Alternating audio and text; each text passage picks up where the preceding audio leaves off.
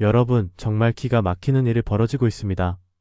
17살 미국 국적 청소년이 서울 용산 아파트를 27억 6천만 원에 덥석 매수하고 8살 중국 국적 어린이가 경기도 아파트를 사들였다는 사실 믿겨지십니까? 40대 미국인은 전국에서 주택 45채를 매집하고 유럽과 중국 국적 외국인은 109억 3천만 원과 89억 원짜리 초고가 주택을 매입하는 일까지 벌어졌습니다. 학생 비자로 온 중국인 학생은 인천 빌라 2채를 매입해 월세를 받는다니 이건 정말 해도 너무한 상황 아닙니까? 우리는 중국 땅 한 평도 못 사는데 중국인은 한국 부동산을 싹쓸이하는 현실에 저도 화가 머리끝까지 뻗칩니다. 집값이 미친 듯이 오르자 정부가 금융 규제와 징벌적 과세로 꽁꽁 묶어놓은 사이 규제 사각지대에 있는 외국인들은 마치 쇼핑하듯 한국 부동산을 사들이고 있습니다. 오히려 우리 국민이 역차별을 당하고 있다는 주장까지 나오는 상황입니다. 청와대 국민청원 게시판에는 외국인 부동산 매입 규제를 촉구하는 글들이 빗발치고 있습니다. 외국인, 특히 중국인의 국내 부동산 매수 왜 위험할까요? 최근 외국인의 국내 부동산 매입이 급증하고 있습니다. 작년에만 1만 7,489명이 국내 부동산을 매수했는데 이는 전년 대비 12%나 증가한 수치입니다. 국내 부동산 경기 침체에도 외국인의 국내 부동산 쇼핑은 매년 무서울 정도로 급증하고 있습니다. 특히 중국인은 외국인 매수자의 65%를 차지하며 압도적인 1위를 기록하고 있습니다. 2010년 중국인의 국내 부동산 매수는 472건에 불과했지만 2024년에는 무려 1만 1,300건으로 폭증했습니다. 14년 만에 24배나 증가한 수치입니다.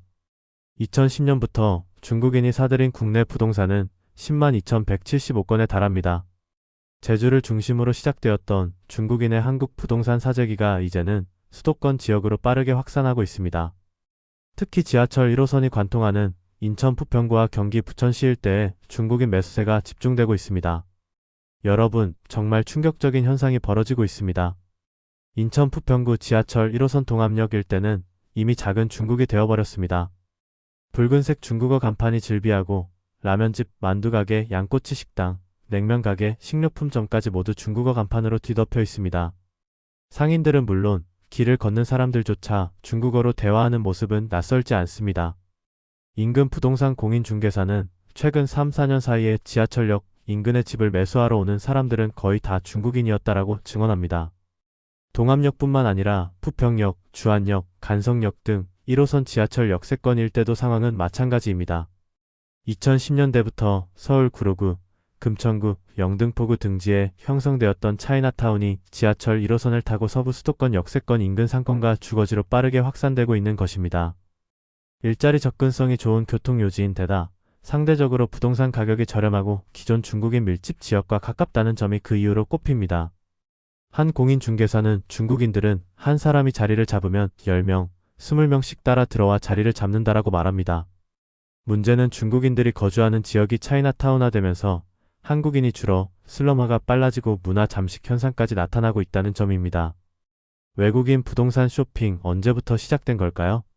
외국인의 부동산 쇼핑은 1998년 국내 부동산 시장이 전면 개방되면서 시작되었습니다.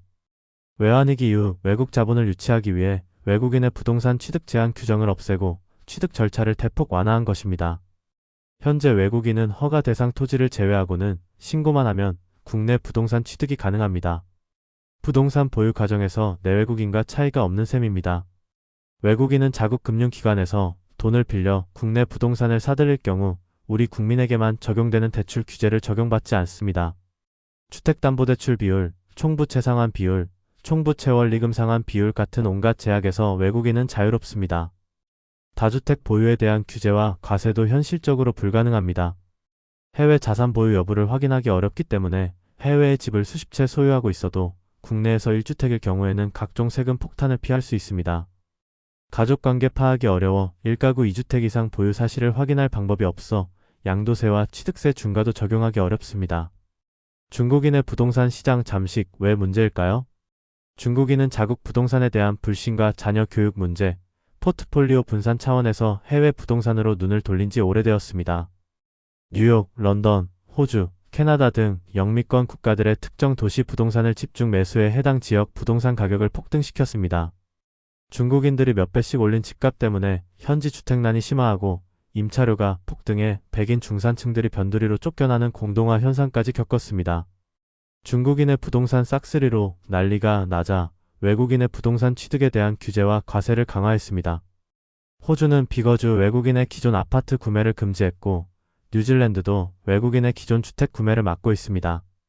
캐나다 밴쿠버는 외국인에게 15%의 취득세를 부과하고 빈집세와 양도소득세를 추가 부과하는 조치를 취했습니다. 정말 심각한 문제가 아닐 수 없습니다. 유학을 온 30대 중국인이 서울을 비롯한 전국에서 아파트 8채를 사들여 월세 장사를 하고 있다는 사실 알고 계십니까? 중국인이 국내 아파트를 사는 순간 영구적인 소유권이 생기고 매매는 물론 상속까지 가능해 대대로 한국에 거점을 마련하게 되는 것입니다. 이는 경제사회적으로 심각한 갈등을 야기할 뿐만 아니라 우리 국민들을 경제적으로 중국인들에게 종속시키는 매국적인 결과로 이어질 수 있습니다. 2017년 프랑스 파리에서는 빈집 점거하기 운동이 벌어졌습니다. 폭등하는 파리 집값의 월급의 절반 이상을 주거비로 지출하거나 집을 구하지 못해 노숙하는 청년들이 속출하는 상황에서 파리 시내 고급 주택 20만 채가 비어있는 현실에 프랑스 국민들이 분노한 것입니다. 그 빈집 대부분은 중국인을 비롯한 외국인들이 투기 목적으로 사서 방치해 놓은 탓에 민심이 폭발했습니다. 외국인의 부동산 매수를 이대로 방치할 경우 한국에서도 이러한 현상이 벌어지는 것은 시간 문제라는 점을 시사합니다. 중국인의 국내 부동산 취득과 관련해 또 다른 문제는 바로 상호주의에 어긋난다는 점입니다.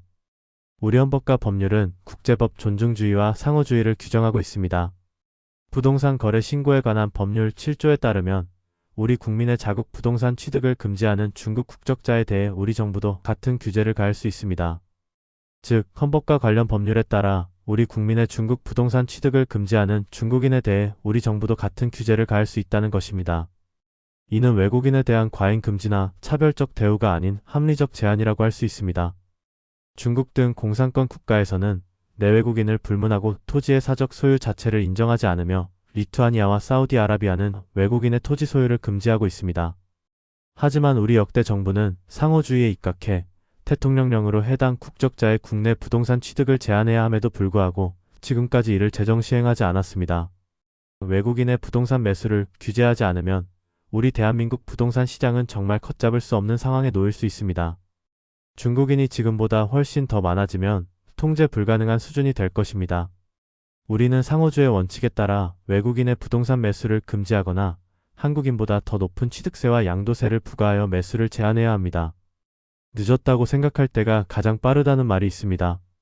지금이라도 규제해야 합니다. 국민의 주거권은 그 무엇과도 바꿀 수 없는 소중한 권리입니다. 더 이상 외국인의 투기 대상이 되어서는 안 됩니다. 여러분, 이 문제에 대해 어떻게 생각하십니까? 댓글로 의견을 나눠주세요. 그리고 이 영상이 유익했다면 좋아요와 구독, 알림 설정 부탁드립니다. 다음에도 더 유익한 정보로 찾아뵙겠습니다.